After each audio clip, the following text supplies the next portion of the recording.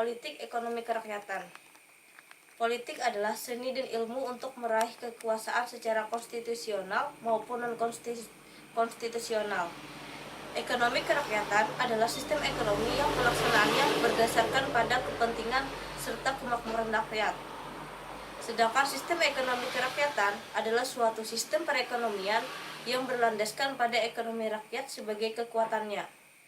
Ekonomi rakyat sendiri merupakan kegiatan ekonomi yang dikerjakan oleh rakyat dengan pengelolaan berbagai sumber daya ekonomi secara swadaya, tergantung pada apa saja yang dapat mereka usahakan dan dikuasai. Adapun tujuan politik ekonomi. Adanya suatu politik memiliki tujuan agar kekuasaan yang ada di masyarakat maupun pemerintah diperoleh, dikelola, dan diterapkan sesuai dengan norma hukum.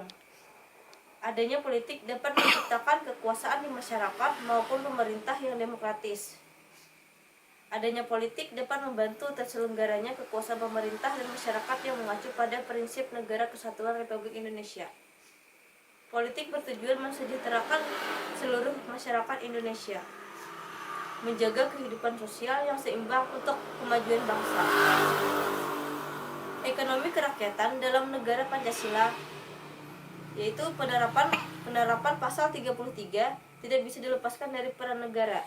Negara sebagai pengelola sumber daya alam Indonesia mengembangkan dan menggunakannya untuk sebesar-besar kemakmuran rakyat dengan menggunakan prinsip ekonomi kerakyatan.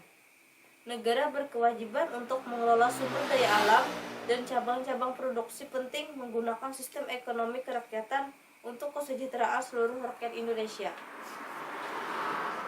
Kelebihan sistem ekonomi kerakyatan. Yang pertama, rakyat yang kurang mampu berkemungkinan untuk mendapatkan suatu perlakuan hukum yang sama atau secara adil dalam masalah perekonomian sehingga kesenjangan sosial dapat teratasi. Kedua, memungkinkan untuk memberikan perhatian yang lebih pada rakyat kecil melalui berbagai macam program yang nyata. Ketiga, sistem ekonomi kerakyatan ini dapat mewujudkan kedaulatan rakyat. Keempat, bisa merangsang suatu kegiatan ekonomi yang lebih produktif di tingkat rakyat kecil dan sekaligus dapat melahirkan jiwa kewirausahaan. Kelima, transaksi antara produksi, distribusi, dan konsumsi dapat dikelola dengan sangat baik. Adapun kekurangan dari sistem ini yaitu dalam ekonomi kerakyatan biasanya akan terjadi praktek membagi-bagi uang kepada rakyat. Praktek ini di sisi lain tidak menguntungkan bagi pihak manapun, termaksud rakyat itu sendiri karena menjadi tidak mandiri.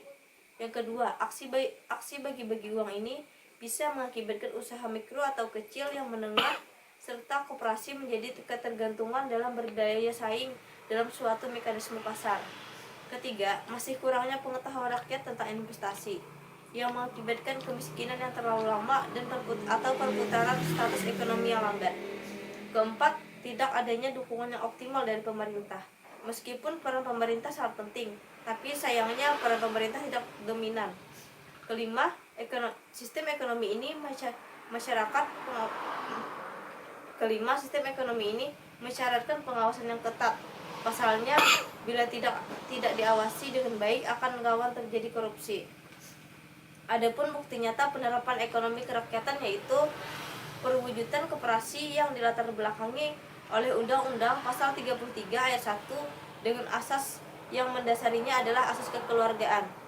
Kedua, realisasi usaha mikro, kecil dan menengah atau yang biasa disebut sebagai UMKM.